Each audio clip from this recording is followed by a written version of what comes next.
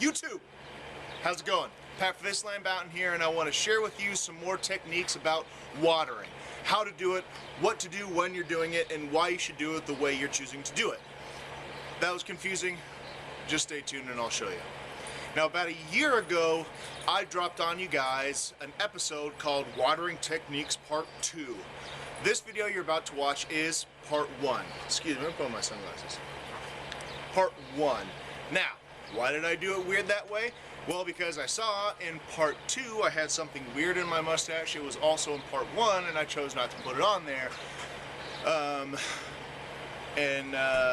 Yeah, because I didn't want to look weird. Anyway, let's talk about sprinklers. The sprinkler watering technique. Why should you use a sprinkler? Why should you not use a sprinkler? Now, one of the things we talked about last year with Part 2 in hand watering techniques is conservation of water. Because one of the huge things we're dealing with, we're talking about climate change, the sources of water across the globe are shifting their places. Do you have water in your area? How much? How much should you use, and what can you do to conserve water? Well, hand watering is one of those great techniques for conserving water, because, just a little review, or you could go check out that video in like 5 minutes, take up a little quick connect. I have my water here. I say, I want that water right there. And then I point it in that spot, and that's exactly where the water goes. It doesn't go anywhere else. When I have a sprinkler, that's not how that works. When I have a sprinkler, the water goes wherever the sprinkler tells it to go. And so right now, I have this water blasting out of the sprinkler.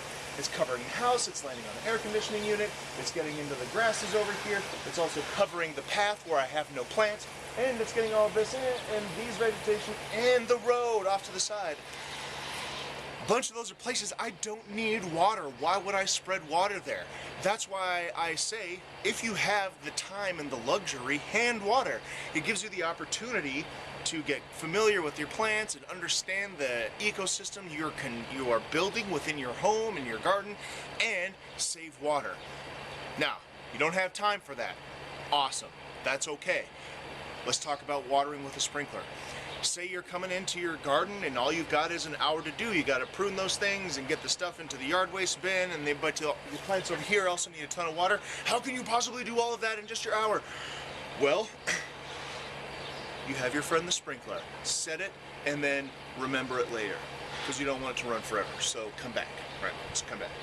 The thing I love about sprinklers like this is that if you have diverse ecosystems with lots of plants that have different watering needs and spaces, something like this where you can shift the type of spray gives you a lot of opportunity to still have control, put water where it needs to go, not where it doesn't, and keep things flowing happily and healthily. So that, you know, look for something like this. They clog up a lot easier and they do break, that's true.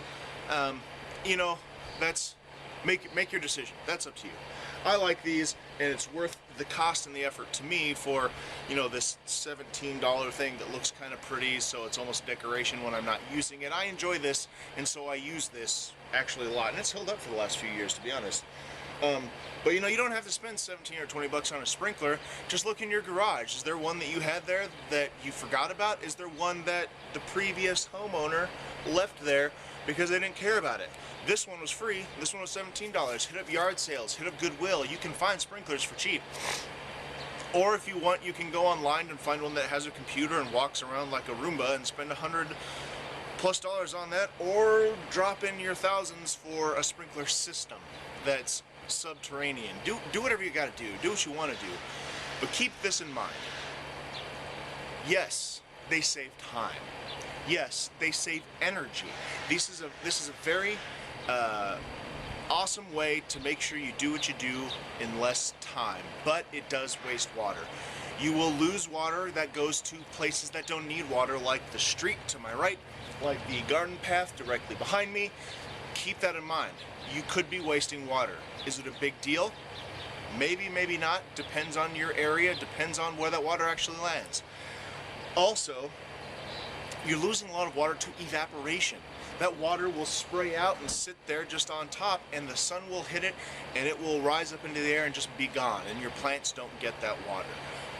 Now, is that a terrible thing? Not always, but if you're in drought scenarios, if you're worried about your water consumption, that's a thing to keep in mind.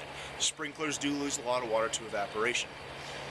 After that though, man, as long as your plants are alive and thriving and they're doing what you need them to do, you really have not that much to worry about. So thanks for checking this video out. If you liked it, subscribe, give it a thumbs up. If you didn't like it, give it a thumbs down. Tell me why it was terrible. Then check us out on Facebook and Instagram. And remember, whatever you do for this land, you do for everybody. Thanks.